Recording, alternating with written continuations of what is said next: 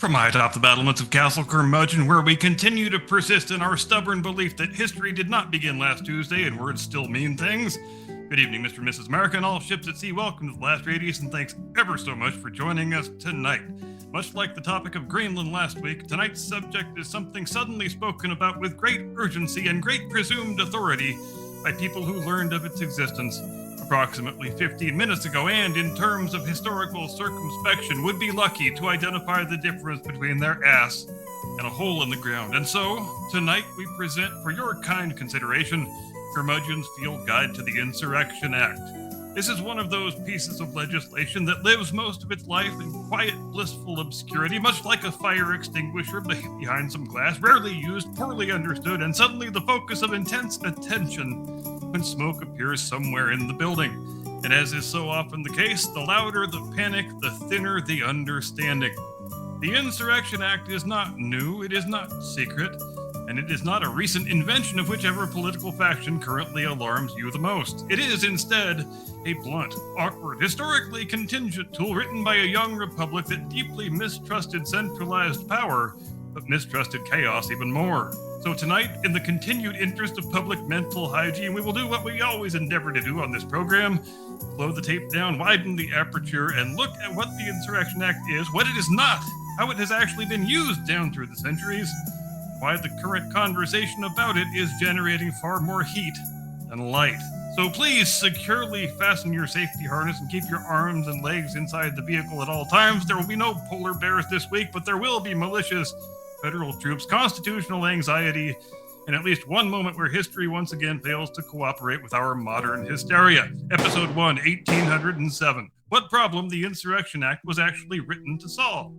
The Insurrection Act of 1807 was not written in a moment of calm. Rather, it was written in a moment of something one might call nervous clarity. The United States was very young, very lightly populated, very poorly connected, and very deeply unsure whether it would long survive its own initial success. There was nothing resembling a federal police force or a standing internal security apparatus, and the nascent republic exercised only the loosest control over vast, newly acquired territories that existed more on maps than in reality. The Louisiana Purchase had doubled the size of the country almost overnight, and with it doubled the number of ways in which the whole experiment might well unravel. Enter our old friend Aaron Burr. That dude again? Yes, that dude again. Former vice president, professional scoundrel, and walking argument against strong assumptions about elite virtue. Mr. Burr spent the mid-1800s plotting to carve out his own personal empire somewhere in the Western Territories, possibly by detaching land from the United States, possibly by conquering parts of Spanish North America, possibly by egomania alone. And to be sure, he had no shortage of that. The details remain somewhat murky. The alarm, however, was not.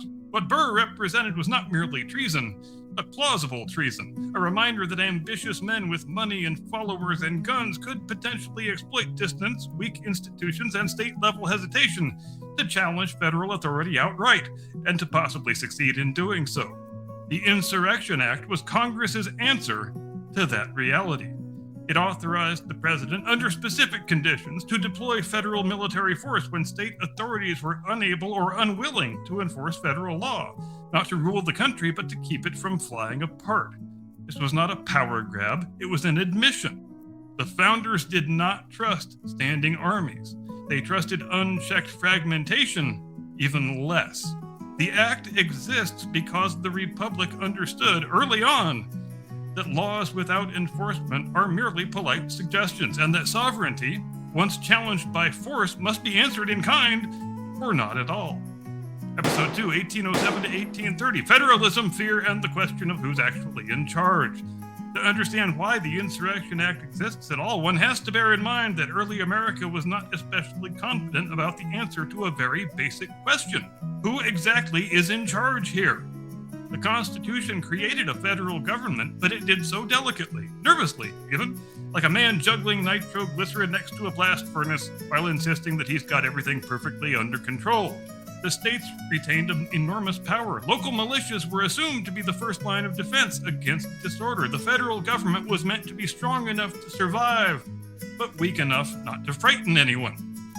And this worked, right up until it didn't. The problem was not tyranny from above. The problem was paralysis from below. What happens when a state cannot enforce the law? Just as importantly, what happens when it will not? The founders had seen this movie already under the Articles of Confederation, where the national government could issue polite requests and then watch helplessly as states simply ignored them. The Insurrection Act was designed to prevent a return to that same sort of impotence. It does not erase federalism, it merely acknowledges its limitations. The Act assumes correctly that emergencies do not wait for jurisdictional debates to resolve themselves, that mobs do not consult constitutional theory before lighting their torches and burning their effigies, and that a republic which cannot compel obedience to its own laws will not remain a republic for very long. This is why the Act is structured as a last resort. The president may intervene only after state authorities are overwhelmed, obstructed, or are actively complicit in the breakdown of civic order. In other words, federal force is not the first move, it is the fine, we are out of options move. From the beginning, the Insurrection Act embodied a hard truth about self-government. Liberty requires order, and order occasionally requires someone to be willing to say, that's enough. Episode 3, 1831 to 1860, Nullification, Abolition, and the Slow Boil Toward Crisis. If the early republic worried that the federal government might be too weak, the decades before the Civil War answered that concern with a very long, very grinding, very arduous stress test. The Insurrection Act did not gather dust. It was invoked, carefully, selectively, as the nation discovered that disorder did not always come in the form of mobs. Sometimes it arrived wearing the cloak of state authority. In 1832, South Carolina attempted to nullify federal law outright, declaring that tariffs passed by Congress were unenforceable within its borders. This was not protest, it was defiance. President Andrew Jackson responded by making something very clear.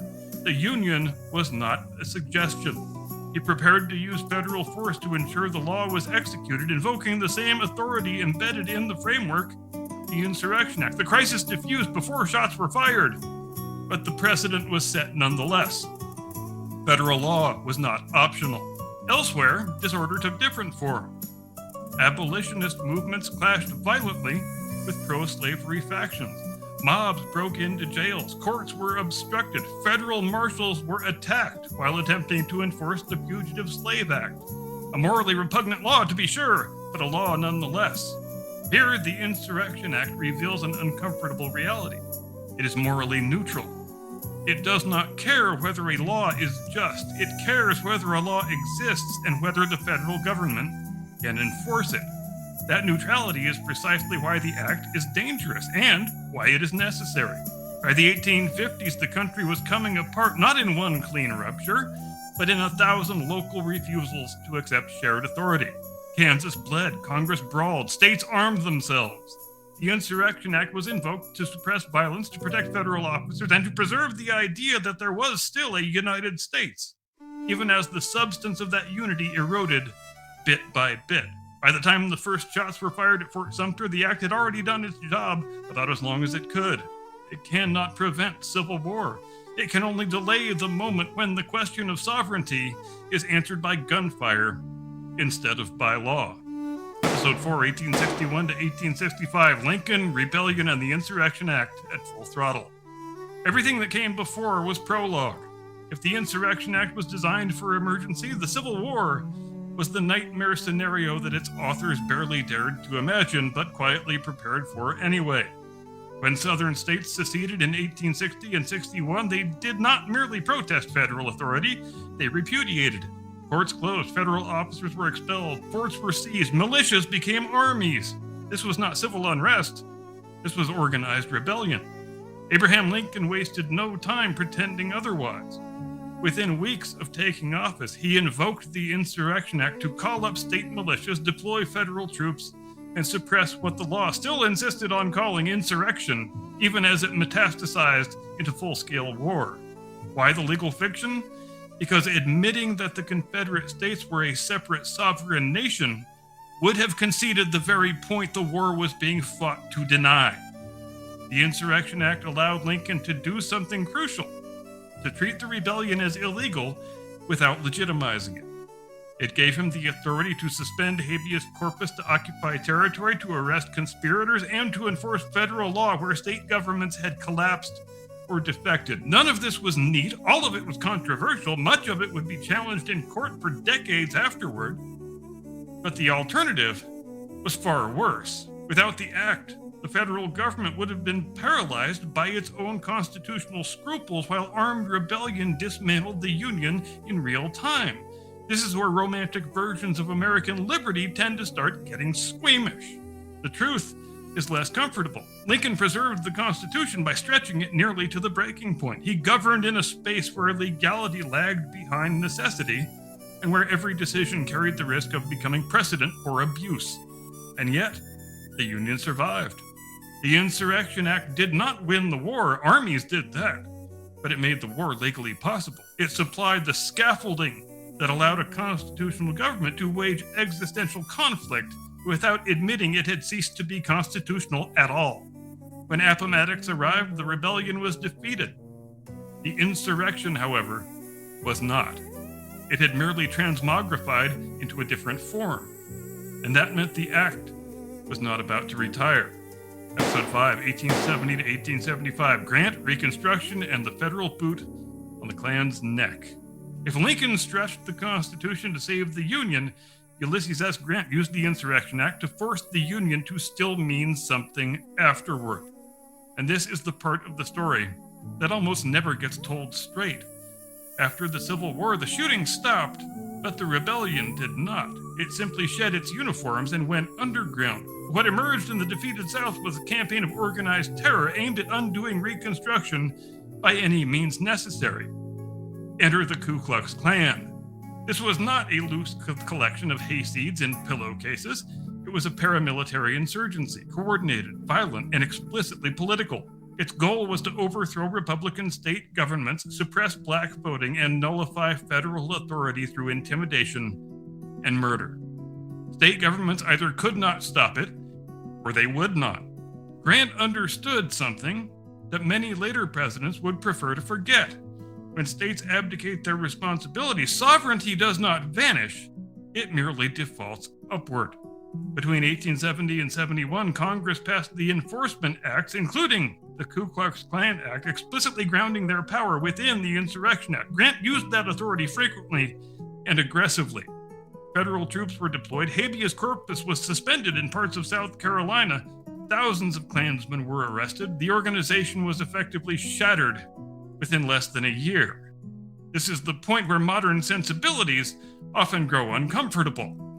Federal troops occupying American states, mass arrests, suspended civil liberties. And yet, elections were held, black citizens voted, Republican governments functioned. The rule of law, though imperfect and fragile, reasserted itself. Grant invoked the Insurrection Act more than any other president, and by a very wide margin. Not because he was power hungry, but because Reconstruction was a counterinsurgency campaign masquerading as peacetime governance. Here's the uncomfortable truth. The federal government only succeeded in protecting civil rights when it was willing to enforce them at the point of a bayonet. And when that willingness faded in the mid-1870s, so then did Reconstruction. The lesson is a stark and deeply unfashionable one. Rights unenforced are rights revoked. The Insurrection Act did not betray American liberty in this era. It defended it briefly, incompletely, and at enormous political cost. When federal enforcement ended, local despotisms swiftly rushed back in, which brings us neatly along to the next phase when the act is no longer used to suppress rebellion, but to break strikes, disperse mobs, and manage the growing pains of an industrial empire. Episode 6, 1877 to 1921, Labor Wars, Railroads, and the Price of Order. If Reconstruction was the Insurrection Act used to defend constitutional government, the late 19th and early 20th centuries were the act used to defend infrastructure. And that distinction is one that matters. America after the Civil War did not merely rebuild, it industrialized at a speed that bordered on psychosis. Railroads stitched the continent together, steel and coal fueled explosive growth, and cities filled with newly arrived workers who discovered, to their surprise, that industrial capitalism was not an especially sentimental thing. When things broke down, they broke down swiftly and rather violently. The opening act was the Great Railroad Strike of 1877, triggered by wage cuts during a depression. What began as a labor protest metastasized into mass unrest across multiple states. Rail yards burned, militias collapsed, state governments panicked. President Rutherford B. Hayes invoked the Insurrection Act and sent federal troops into several cities, not to mediate, not to negotiate, but to keep the trains moving. And this sets a durable precedent. The federal government would intervene when disorder threatened national commerce, regardless of whose fault that disorder was. Order first, justice later, possibly never. The pattern repeats itself with the Pullman strike of 1894. Railroad workers walked out, rail traffic stopped, and the mail stopped too. President Grover Cleveland invoked the Insurrection Act over the objections of Illinois' governor and deployed federal troops. Violence followed, strikers were killed, the strike collapsed. The Supreme Court later upheld Cleveland's actions, affirming a principle that still echoes today. The federal government may use force to ensure the functioning of national systems, even against state resistance. The act had quietly evolved from an emergency tool into a standing guarantee that the machine would keep running. Through the early 20th century, the Insurrection Act hovered in the background of labor conflict like a loaded revolver on the mantelpiece. It wasn't always invoked. Sometimes the mere threat of it was enough. Federal troops were used to suppress riots, guard facilities, and restore order during strikes that overwhelmed local authorities. This was not subtle, nor was it ideologically coherent. The same act that had been used to crush white supremacist terrorism was now being used to break strikes being led by desperate workers. The Constitution did not care why order collapsed, only that it had. The federal government had become the armed middleman between capital and chaos. And here is the key transition. Rebellion was no longer necessary. Disorder alone was sufficient. Which brings us to the next act. When the Insurrection Act is applied not to organized labor or to insurgents, but to cities themselves. Episode 7, 1957 to 1963, Desegregation and the Return of Federal Force. If the Insurrection Act had spent decades as a blunt instrument of industrial order, the mid-20th century marked its moral transition and its public rehabilitation. In 1957, Arkansas Governor Orville Faubus used the National Guard to block black students from entering Little Rock Central High School, openly defying federal court orders. President Dwight Eisenhower responded by invoking the Insurrection Act, federalizing the Arkansas National Guard, and sending in the 101st Airborne Division. This was not in any way subtle. This was the United States Army escorting teenagers to class, and the signal was unmistakable. State resistance to constitutional rights would be treated as insurrectionist disorder. For the first time since Reconstruction, the act was used not to suppress reform, but to enforce it. The pattern repeated in 1962 at the University of Mississippi, where riots broke out over James Meredith's enrollment. President Kennedy invoked the act, federal marshals and troops restored order.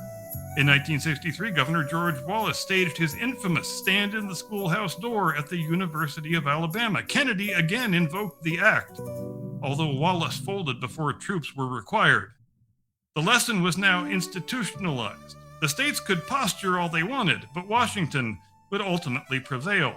Episode 8, 1964 to 68, Civil Rights, Riots, and the Federal Referee. And then came the riots. From 1964 through 68, American cities erupted following civil rights flashpoints and later the assassination of Martin Luther King Jr. Entire neighborhoods burned, local police forces collapsed or withdrew. Presidents Johnson and later Nixon invoked the Insurrection Act repeatedly to deploy federal troops and National Guard units into major cities. This was no longer about segregation alone. It was about the federal government acting as a national fire brigade.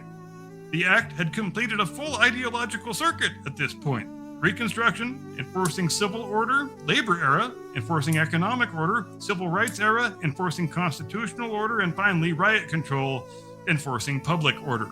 Same statute, different moral valence, identical legal authority. And once again, precedent hardened. Episode 9, 1989 to 1992, From Panama to Los Angeles. By the late 20th century, the Insurrection Act had become less controversial, and perhaps more ominous. Los Angeles, 1992. After the Rodney King verdict, Los Angeles descended into mass unrest. Local law enforcement was overwhelmed. The California National Guard proved insufficient. President George H.W. Bush invoked the Insurrection Act and deployed federal troops. The intervention worked. Order was restored. But the optics were different now. Televised urban warfare made Americans newly aware of what federal force inside the country actually looked like. The act was no longer abstract history. It was helicopters, Humvees, and soldiers on city streets. Episode 10, 2005 to the present. Katrina, Chaos, and the Modern Anxiety. In 2005, Hurricane Katrina introduced a new anxiety. What if disorder wasn't political at all? In New Orleans, law enforcement collapsed entirely. Looting, violence, and abandonment followed. President George W. Bush considered invoking the Insurrection Act to federalize response efforts. He ultimately did not, but Congress amended the act shortly thereafter to broaden presidential authority during natural disasters. That expansion was so sweeping, it frightened governors across the political spectrum, and it was partially rolled back in 2008. Still, the Rubicon had been approached. The act was no longer just about rebellion, it was about failure. In the 21st century, the Insurrection Act exists as a constitutional emergency lever no one wants pulled, but which no one is willing to remove. It has been discussed during protests, riots, pandemics, and political unrest. It remains invoked sparingly, but referenced constantly. Its power lies less in its use than in its availability. The act endures because it answers a question no society can avoid forever. What happens when order collapses and no one else can restore it? The answer for over 2 centuries has been the same. The federal government steps in. Not because it wants to, but because eventually someone must. Epilogue: the Insurrection Act and the problem no republic escapes. The Insurrection Act endures for a simple reason. No republic can survive on consent alone. Consent works until it doesn't. Laws function until they aren't obeyed. Institutions command respect until they don't. At that point, every system confronts the same ancient question: who enforces the rules when the rules stop enforcing themselves? The Insurrection Act is America's answer to that question. Not a comfortable answer, not a pretty one, but a necessary one. It exists because the founders were not romantics. They had lived through rebellion. They understood that liberty without order collapses into faction, and order without authority collapses into chaos.